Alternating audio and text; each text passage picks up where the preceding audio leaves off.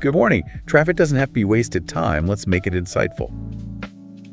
And ever wondered about the truly wild what-if scenarios that science can actually explore? Today, we're doing a deep dive into two seemingly absurd questions, but they have surprisingly scientific and honestly kind of jaw-dropping answers. Our mission, give you some fascinating, maybe mind-bending facts to chew on during your commute.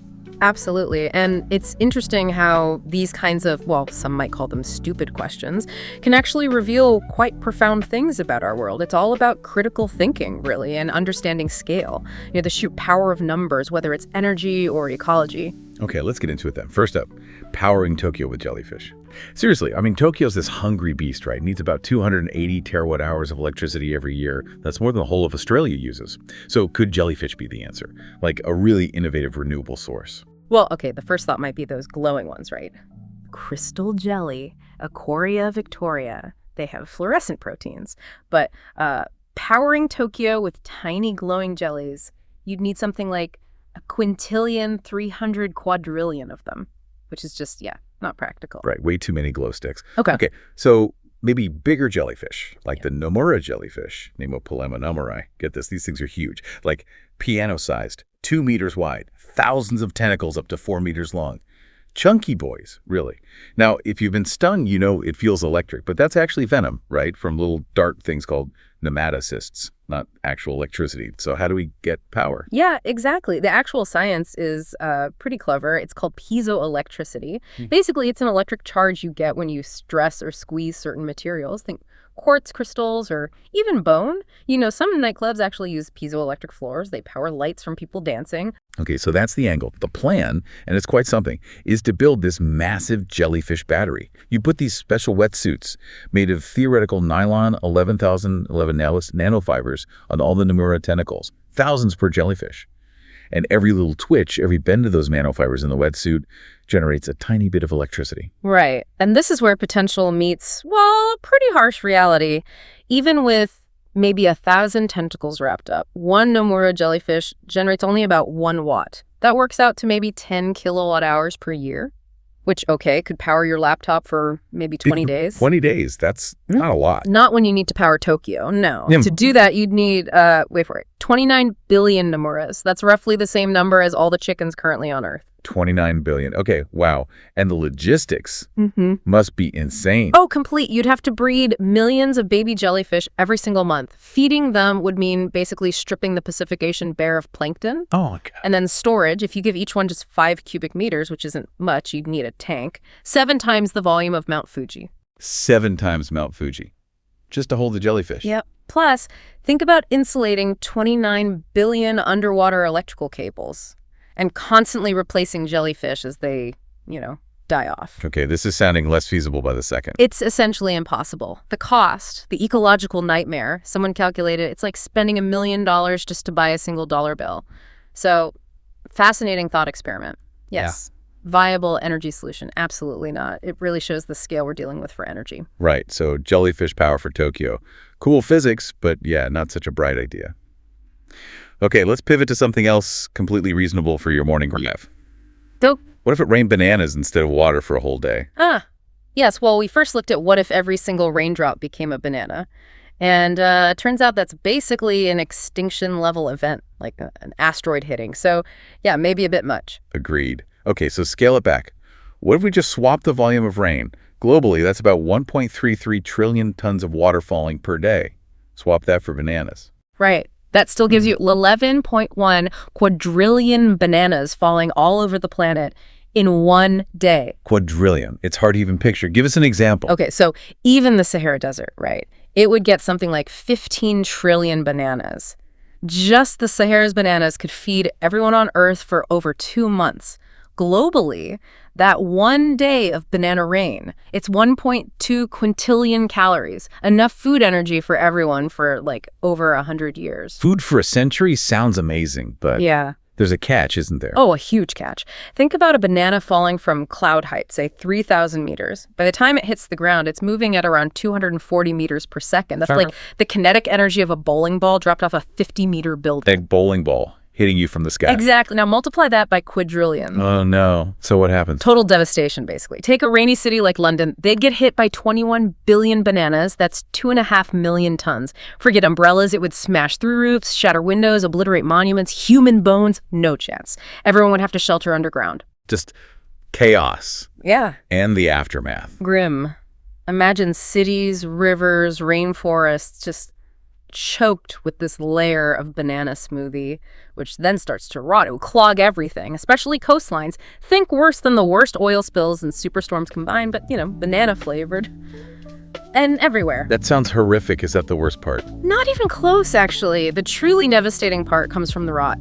All that decaying banana mush would release about 160 billion tons of methane gas. That is 280 times our current annual global emissions. In one go. Whoa. And methane's a bad greenhouse gas. One of the worst. It tracks about 28 times more heat than CO2, so you get this catastrophic, incredibly sudden spike in global temperatures.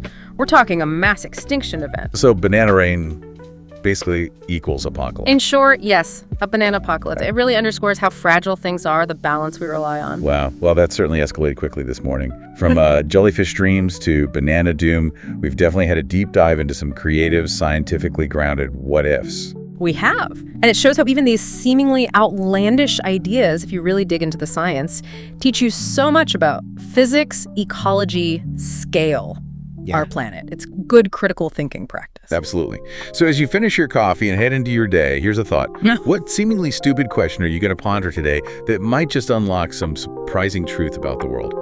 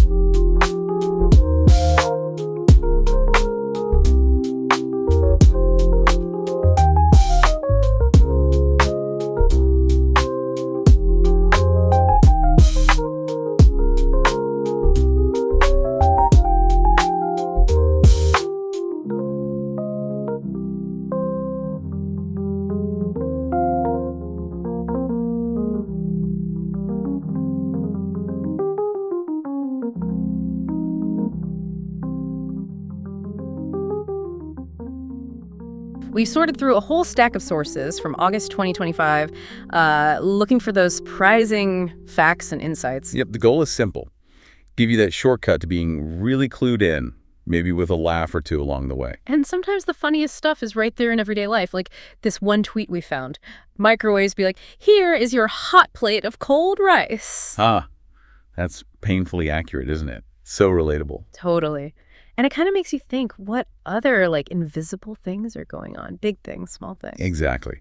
It's a great way in, actually. We're going to touch on everything today, from what our bodies are doing right now to pop culture drama, weird buildings, even some major, major historical scams. Okay, so let's start there with the invisible stuff. Not the microwave's internal logic, but like our internal logic, our bodies. What happens in just 1 minute is, well, it's pretty wild. It really is staggering. I mean, think about this, just 60 seconds. In that time, your body makes about 120 million new red blood cells. Your heart beats, what, maybe 70 times, pumping over a gallon of blood. You blink maybe 20 times. Okay. You shed tens of thousands of skin cells. Your eyes and brain process something like 600 million bits of visual info. And your kidneys filter about a fifth of your blood, all the time. That's a lot. Makes my to-do list seem kind of manageable now. Right. It's this constant, unseen, biological metropolis inside us. So from that internal hustle, let's shift to the external noise, the public stuff, the online world.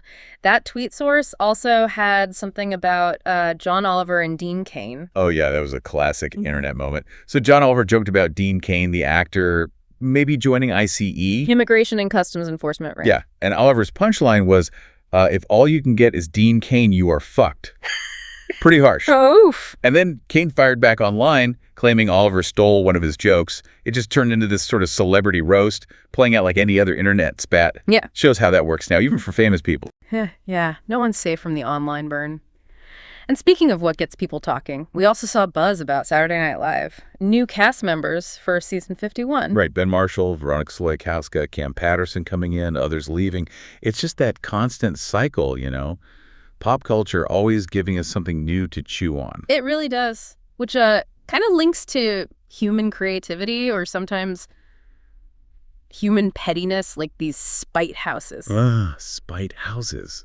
Fascinating, aren't they? Yeah. People literally building houses just to annoy their neighbors. Yeah, like super narrow ones or ones perfectly placed to block a view or sunlight. You see examples from Massachusetts, California. Just pure architectural revenge. Though interestingly, our sources mention that in some places, like Finland apparently, building something purely out of spite like that is actually illegal. Huh. Makes sense. It's such a weird expression of conflict. Yeah. But then you contrast that with something like the crazy house in Vietnam. Oh, the Hang Nanga guest house. That place looks wild. Totally. It's this fantastical hotel. Looks like a giant tree, inspired by Gaudí, animal-themed rooms, weird corridors. Apparently it was mocked at first. Really? Yeah, but now it's a huge tourist draw. Shows you that sometimes the strangest ideas end up being the most loved. What a spectrum. From spite to surreal fantasy.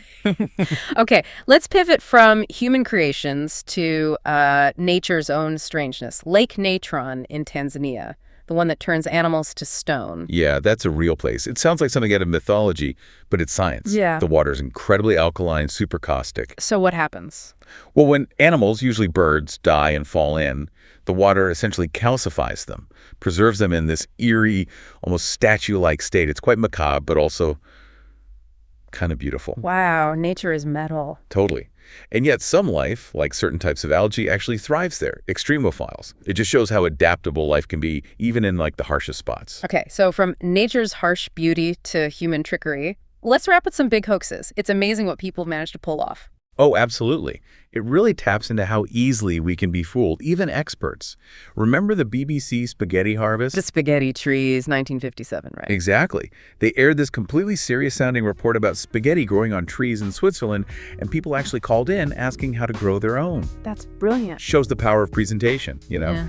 And then there's the Piltdown Man. For decades, people believed this fossil, an orangutan jaw, glued to a modern human skull, was the missing link in human evolution. Just glued together. Pretty much. It fooled scientists for years. It just highlights our willingness to believe a good story, sometimes more than the hard evidence. Man, what a trip we've taken. From like the 120 million red blood cells being made inside us right now to spite houses, petrifying lakes, and fake fossils. It covers the whole range, doesn't it? The funny, the profound, the weird, the wonderful, and the downright deceitful aspects of our world and ourselves. It really does.